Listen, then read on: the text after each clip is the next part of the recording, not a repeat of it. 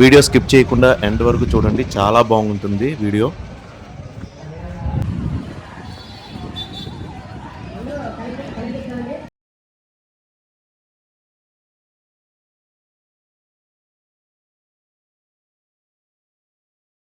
Hi, hello, నమస్తే, good morning అందరికీ. నా పేరు Venkatesh. Welcome to my channel Telugu travel book. ఈరోజు మనం విశాఖపట్నం నుంచి సుమారు 80 కిలోమీటర్ల దూరంలో ఉన్న ఉపమాక వెంకటేశ్వర స్వామి దేవాలయంలో ఉన్నాం.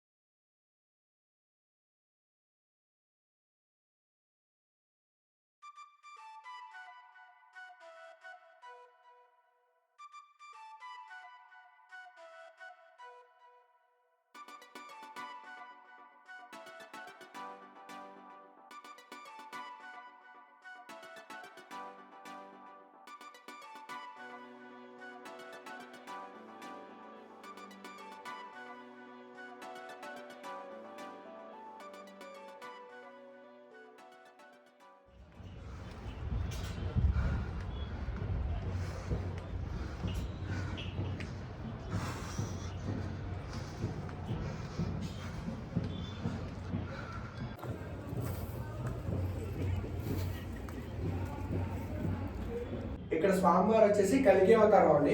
గుర్రం మీద కూర్చుని ఉంటారు.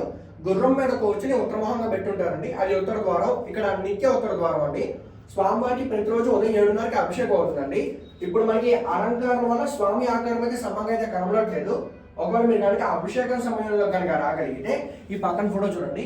అక్కడ స్వామివారు అయితే ఎలా ఉంటారో ఇక్కడ అలాగే కనబడతారండి. ఇక్కడ స్వయంభూగా రాతి మీద అలా వెలిసిన ఒకసారి స్వామివారి ఆకారం చూపిస్తారు చూడండి. ఇదిలా గుర్రం అన్నమాట. ఇక్కడ శంకు చక్రాలండి. ఇది చక్రం, ఇక్కడ శంఖం అండి. ఇక్కడ స్వామివారు, ఈ కింద లక్ష్మీ అమ్మవారు అండి. ఆవిడ ఒకే అమ్మవారితో వెలిసినారండి స్వామి. కళ్యాణ నిలయే నిలయేర్దినాం శ్రీ వెంకట నివాసాయ శ్రీనివాసాయ మంగళం.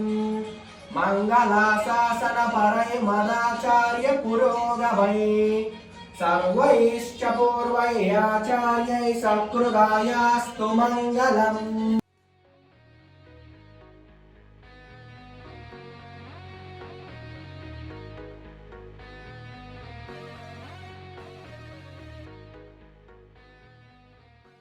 చూశారు కదండి, ఇది అనకాపల్లి జిల్లా నక్కపల్లి మండలం ఉపమాక అగ్రహారంలో స్వయంభూగా వెలిసినటువంటి శ్రీ వెంకటేశ్వర స్వామి వారి దేవాలయం యొక్క విశేషాలు.